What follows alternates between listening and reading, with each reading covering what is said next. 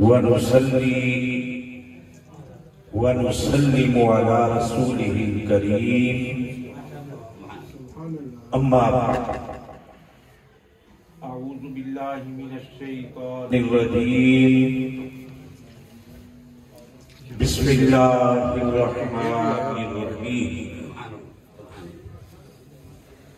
لا أقسم بهذا البلد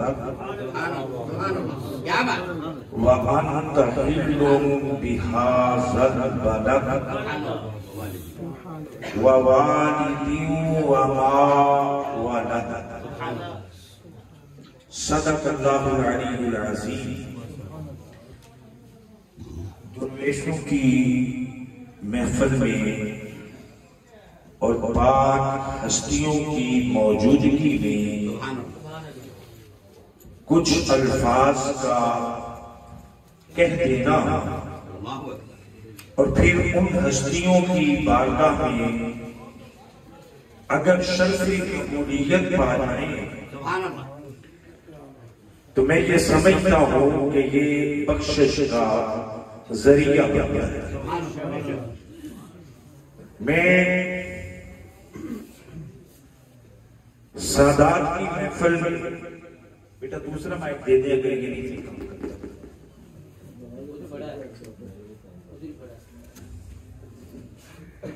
یا اس کو پیچھے سے صحیح کر دو بیٹا، بات بات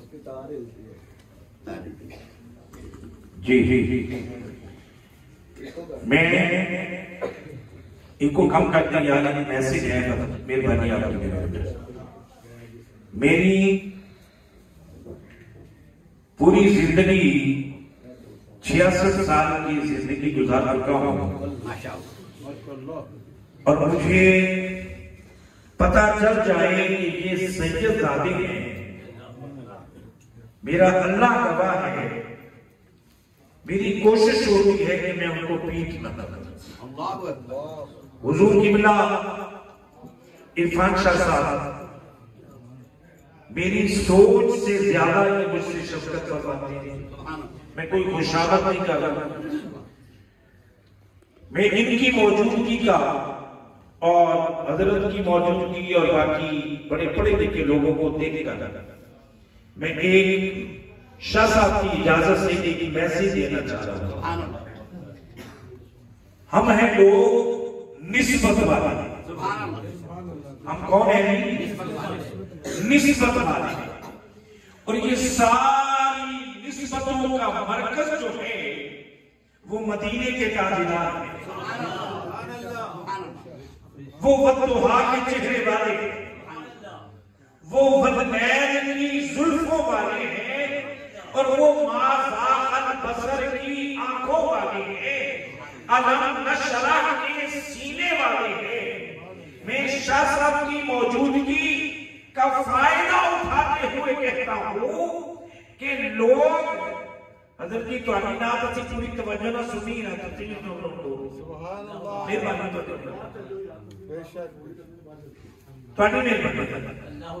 میں ایک بڑی یعنی اپنے لیے ایک نجات کا ذریعہ جو ہے نا وہ سمجھ کر ایک بات عرض کرنا چاہتا ہوں۔ ہم سارے ہیں نسبت والے، نسبتوں کا مرکز ہے آمینہ کا نام جی۔ ہماری بدقسمتی شاہ صاحب اہل سنت کی، میں بڑی معذرت بدقسمتی کیا کہ ہمارے واعظین کو مقررین کو ہزاروں روپیہ دینے کے بعد کچھ کو صرف صحابہ کی عظمت میں لگا دیا اور کچھ کو اہل بیت کی عظمت میں لگا دیا۔ حقائق یہ ہے کہ ہمارا کسی کے بغیر بھی گزارا نہیں،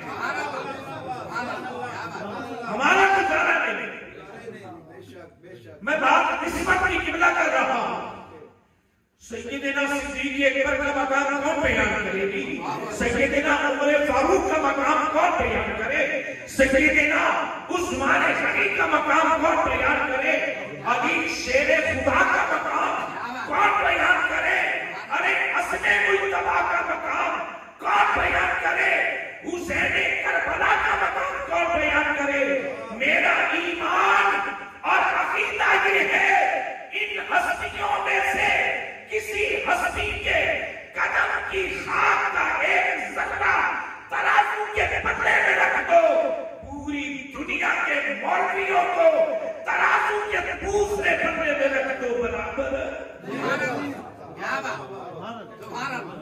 اچھا میں دلیل سے ایک بات آج کرنے لگا.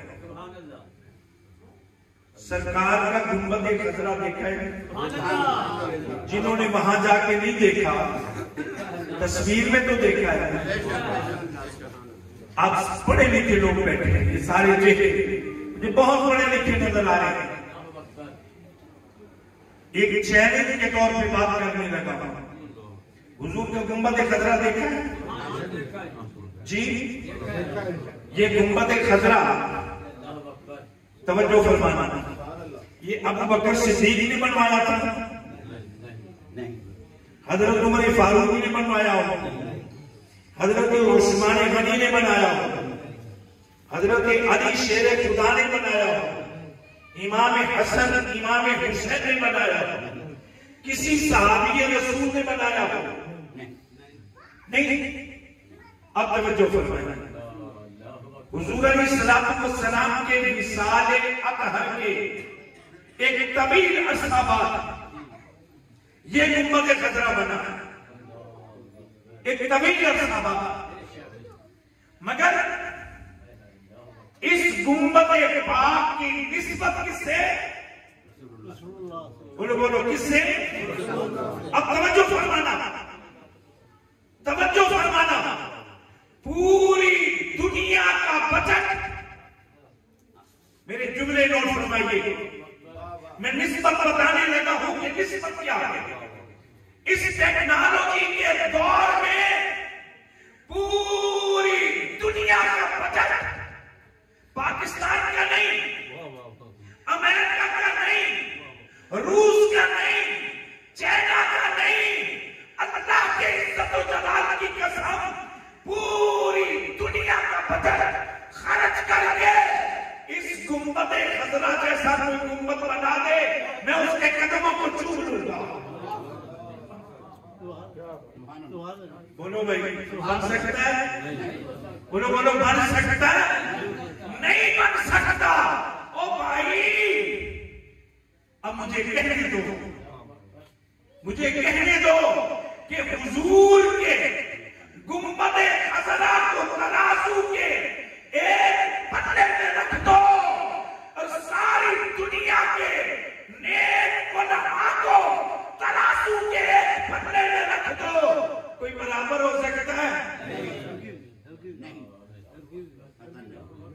جی کوئی برابر؟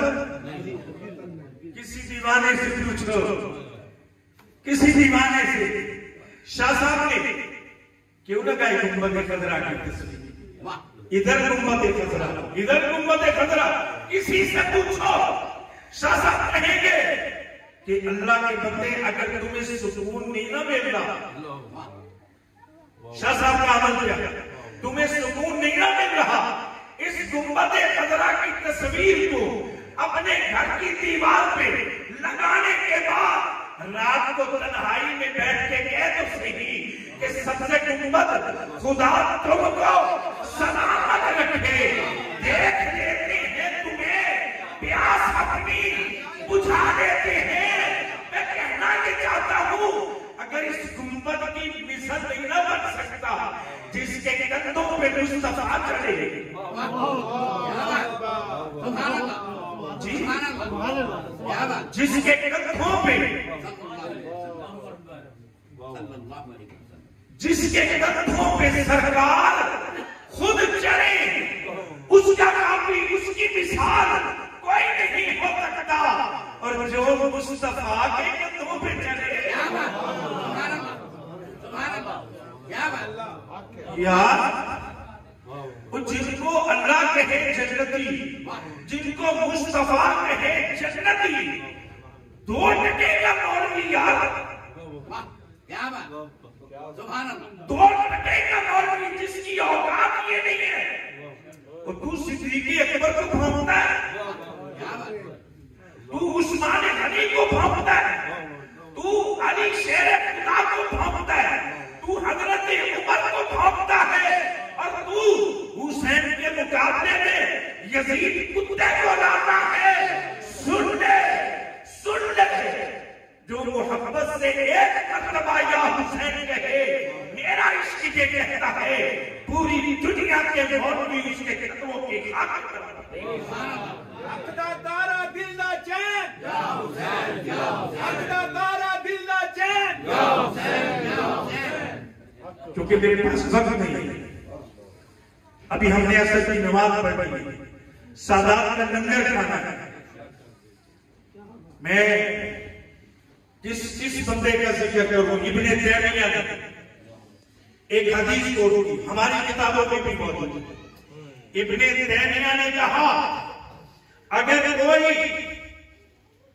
24 گھنٹے خانہ کعبے کا طواف کرتا ہو اور طواف کرتے کرتے اس کو موت آ جائے، خانہ کعبے کے غلاف میں لپیٹ کر اس کو قبر میں اتار دیا جائے، والضحیٰ کے چہرے والے کا فرمان ابن تیمیہ نے نوٹ کیا، اگر اس کے دل میں اہل بیت کا تھوڑا سا بھی بغض ہے، وہ جنت کیا جنت کی خوشبو بھی نہیں پا سکتا، وہ جہنم میں جائے گا۔ میں نے یہ مجھے سمجھ نہیں آیا۔ اب دیکھو نا، میرے جیسا بندہ اٹھ یہ شاہ صاحب کے صاحب دادا صاحب ہیں، میں اللہ کی عزت و جلال کی قسم ان کے بارے میں غلط جملہ کہتے ہوئے اپنے آپ کو کافر سمجھتا ہوں۔ اور سادات سید، اور تمہیں کیا پتا سید کس کو کہتے ہیں؟ سید خون رسول کو کہتے ہیں، مصطفیٰ کے خون کی جو قدر نہیں کرتا اس نے صحابیت کی قدر کیا کرنی ہے؟ اس نے صحابیت کی قدر کیا کرنی ہے؟ اور میں حیران ہوں کہ اس ملک پاکستان میں کتوں کی طرح وہ مولوی بھاگتے پھرتے ہیں جو کہتے ہیں یزید امیر المومنین ہے اور لانتیا کتیا تیرے کہنا کی ہو جائے۔ کوئی سورج کو تھوک سورج کی طرف پھینکے، سورج کا کچھ بگڑے گا جی؟ اس کے منہ پہ آئے گی، سورج کا کچھ نہیں جاتا۔ اور سنو جس گرانے سے سورج روشنی لیتا ہے اس گرانے کو حسین کہتے ہیں۔ اللہ تمہیں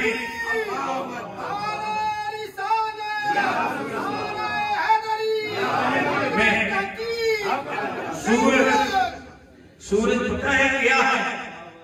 سورج قبلہ شاہ صاحب سے پوچھئے جو حضور مدینہ منورہ حاضری دینے آئے ہیں، ان سے پوچھو سورج میرے مصطفیٰ کے قدموں سے طلوع ہوتا ہے، حضور کے قدموں سے روشنی لے کر پوری دنیا کو روشنی دیتا ہے۔ جو مصطفیٰ کے قدموں سے روشنی لے کر پوری دنیا کو روشن کر دے، اور جو مصطفیٰ کا لعاب چوسے، جو مدینے کے تاجدار لعاب چوسے، میں کہتا ہوں اس مولوی کو اپنی زبان خود کاٹ لینی چاہیے، قیامت کو تو کٹ جائے گی۔ یار میں تو عمر کا بھی نہیں خیال کر رہا کہ میں عمر میں بڑا ہوں، یہ شاہ صاحب کے بیٹے مجھ سے عمر میں چھوٹے ہیں، میں ورنہ ان کے آگے بیٹھنا بے ادبی سمجھتا ہوں، توہین سمجھتا ہوں۔ کیوں؟ یہ سید ہے، یہ سید ہے، ان کی رضا سے مصطفیٰ کی رضا بھی ملی، ان کی رضا سے مصطفیٰ کی رضا ملے گی۔ میں تو تہجد پڑھنے والے بابی بھی بے ادبی کرنا برداشت نہیں کرتا۔ واہ مولوی، تیرا علم تو پھر شیطان کے علم سے بھی زیادہ کہ تو سیدہ پہ اٹیک کرتا ہے، سیدہ پہ۔ میں بس ایک دو جملے کہنا چاہتا ہوں شاہ صاحب کی موجودگی سے۔ خدا را قیامت والے دن نہ صحابہ کا بغض جو ہے وہ بھی نقصان کا باعث ہے، اور اہل بیت کا بغض تو ہے ایک بات۔ خدارا یہ سوشل میڈیا کا دور ہے، سوشل میڈیا کا دور ہے، جو مولوی ہو یا کوئی ہو صدیق اکبر کو بھونک رہا ہو اپنے کانوں کو بند کر دیں۔ ہم یہ تو کر سکتے ہیں نا، جو صحابہ خلفائے راشدین کو بھونک رہا ہو، عشرہ مبشرہ کو بھونک رہا ہو، نہیں سنی۔ اور پھر اہل بیت اطہار، کسی نے کہا تھا نا انسان کو بیدار تو ہو لینے دو، ہر شخص پکارے گا ہمارے حسین کی محبت کے بغیر گزارا نہیں ہے۔ صدیق کا بھی یہی عقیدہ تھا، عمر فاروق کا بھی یہی عقیدہ تھا۔ مجھے حدیث کوٹ کرنی پڑ گئی کہ سیدنا صدیق اکبر سے حضرت اماں عائشہ صدیقہ عفیفہ رضی اللہ تعالی عنہا نے کہا، ابا حضور کیا بات ہے، جس مجلس میں دیکھتی ہوں حضرت علی موجود ہیں، آپ بھی موجود ہیں، میں آپ کی آنکھوں کو دیکھتی رہتی ہوں، آپ علی کے چہرے کو دیکھتے رہتے ہیں، آپ علی کے چہرے کو دیکھتے رہتے ہیں۔ حدیث موجود ہے، اماں عائشہ روایت کرتی ہے، سیدنا امیر المؤمنین، سیدنا امیر المؤمنین سیدنا ابو بکر صدیق نے کہا، عائشہ تمہیں نہیں پتا میں علی کے چہرے کو کیوں دیکھتا ہوں؟ کہا نہیں۔ سیدنا صدیق اکبر نے کہا، اے عائشہ میں نے حضور سے سنا تھا، النظر الی وجہ علی عبادت، علی کے چہرے کو دیکھنا عبادت ہے۔